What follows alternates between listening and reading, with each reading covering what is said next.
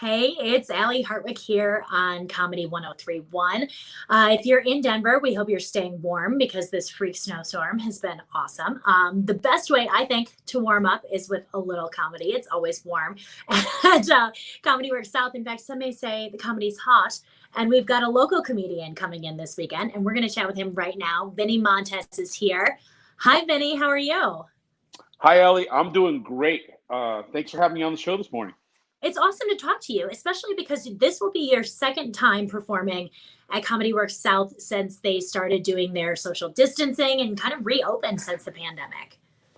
Yeah, it's going to be awesome this Saturday. I can't tell you how much psychological impact this being closed in because of COVID has impacted me. So I'm just excited to get out there and let loose and share some laughs with everybody. It's going to be exciting.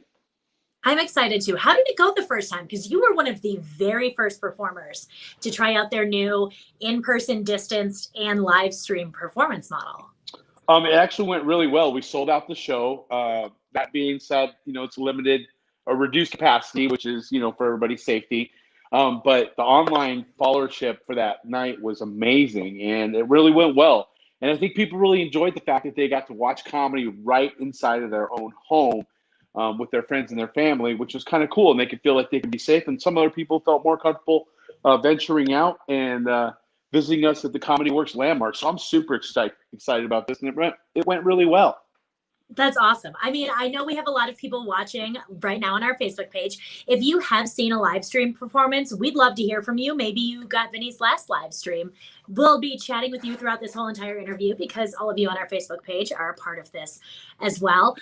Vinny, I got to know what everybody wants to know these days. It's like the first question. You talk about the pandemic before you talk about the weather. Like, what has this quarantine been like for you? What has the last 9 months been like for you? It's been tough. I got to be honest with you. I'm a police officer, and we're dealing with it front line. I've been going to work and dealing with that stuff. I was quarantined for a while, and it's just mentally draining. I got to be honest with you. I mean, there's no hiding it. It's affected my psyche a little bit, but I think we've come together as Colorado, which has really excited me because we've taken it seriously and we've done what we can to make things better.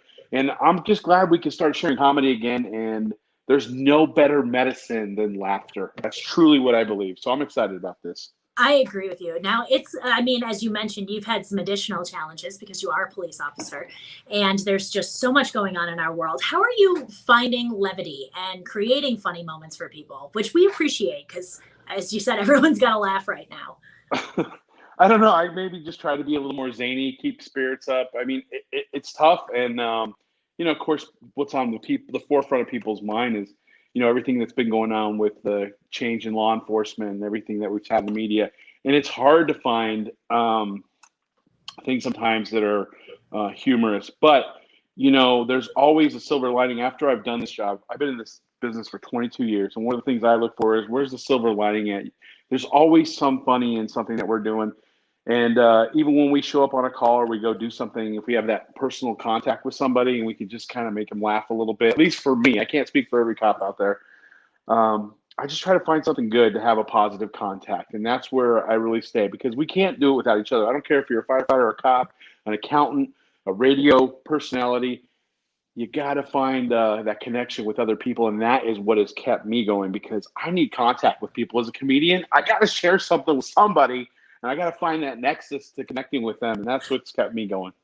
Oh, well, good. I mean, I'm glad we're able to do it. I mean, even through this video here, I think it's kind of nice to be able to connect with people who are, one, in the comedy community, because obviously I'm passionate about that, but then local as well, because we're so lucky here in Colorado to have so much going on comedy-wise. How did you get your start in comedy? And what made you think, like, I need this. I need to express this? Well, I got my start in comedy. Honestly, I was ashamed to talk about this early on in my career, but my mental health was struggling. I lost a young man trying to do CPR in 2008 in the field, and he was a young man, and I did my best, and it really bothered me after that. And so I started seeking mental health counseling, and I think there's a lot of things going on with that, and I don't mean to get deep and dark, but that's the truth of it. And I started at Comedy Works in their new talent program. Wendy Curtis was kind enough, one of the best comedy people in the world, with her clubs, and she brought me on a new talent. I came up with people like Troy Walker, Ben Roy, Elliot Woolsey, all these great local powerhouses. And that's how I got my start. And I've been ever since. And I finally worked my way up through the ranks and made the roster for actually doing headlining spots at Comedy Works. I feel like we need to give another shout out to Wendy Curtis. Somebody mentions Wendy, I feel like every single interview that we do. And, you know, being a woman working in entertainment in Denver, I really look up to her because she is just such a badass. And then she's done so much for our comedy community. This isn't like the, oh, let's kiss Wendy's ass interview, but we are a little bit. I mean, it's not, you're not kissing ass. You're telling straight up what's going on. I mean, let me tell you something. That lady is not only an amazing business person, but she is seriously full of heart. And what I mean by that, she takes care of the comedy community. She advocates for people to go out into the Denver community and build other shows, to build their repertoire, being able to be great comedians on stage. And she fights through, especially with the pandemic, trying to keep the clubs going. And so that all takes tenacity, and certainly can't go by without commenting on that. So I'm very thankful for having her in my life, and I'm just super stoked to be part of that organization. All right, cool. So we can check off the list. Due praise to Wendy. Moving on. All right. So being here in Colorado, I got to know, like, obviously we're such an outdoorsy state and everybody in the world seems to have flocked outdoors. Like, what have you been doing here locally that you're like, yeah, I'm into this, I'm loving it? Because I've been starting to go out to like restaurants, trying to find my replacement for events. And basically I'm looking to you to just show me the way. You know, I got to tell you, there's this place called Snarf's. You can't really go into Snarf's. Oh my God, I love Snarf's. I'm from Boulder, but like I've fallen in love with their sandwiches because they have like these peppers that they put on them. And so like I get all excited when I go there and I pick up the sandwich. And I don't know if it's because I got a food issue, because I'll be honest with you, I do. But I love Snarf's. And then I never was a person who was like doing stuff on myself, like going on hikes or walks. But I find myself going on walks all by myself. And I did like a 7-mile walk during this quarantine, which was a long trek for me. But like being out there and just hiking around, that I grew up in Colorado. I mean, born and raised from the hood of Boulder, but I'm sorry, what, Boulder has hoods? Are you talking about the houses that are like only $1 million instead of 40? Oh, I didn't grow up in the ones that were $1 million. I grew up in the ones that were about $500,000. So, you know. Okay. Well, I know. It's the home of the Subaru drivers, in case you didn't know that. Boulder is the home of the Subaru drivers. I don't drive one or own one, but I do make fun of them. That's because I'm from there. I have a gray Subaru Forester, and I had to put stickers on it, so I knew which one was mine.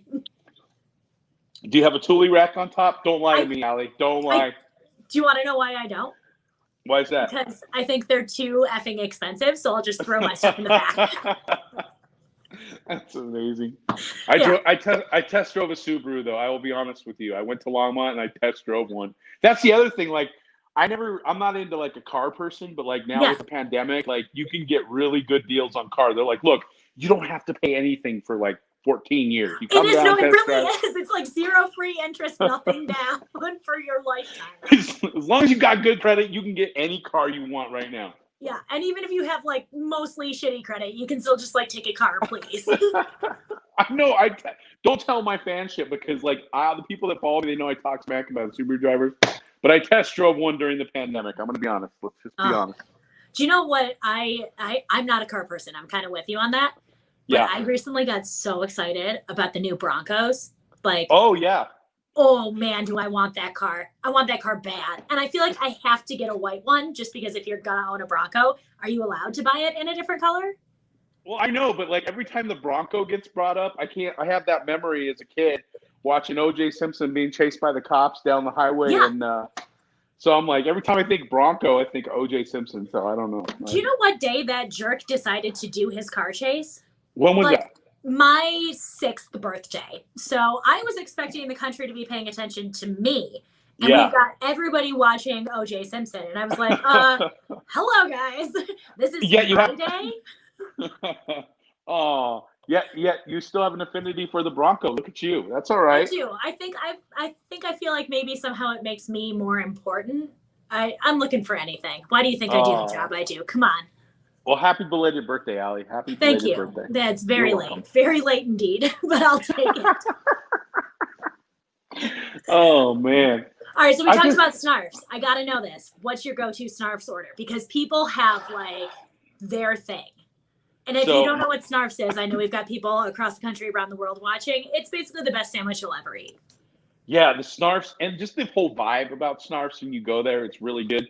So first of all, I get the snarf, which is like the medium. You may think I get the big one. You see a big guy like me, I can only handle the medium.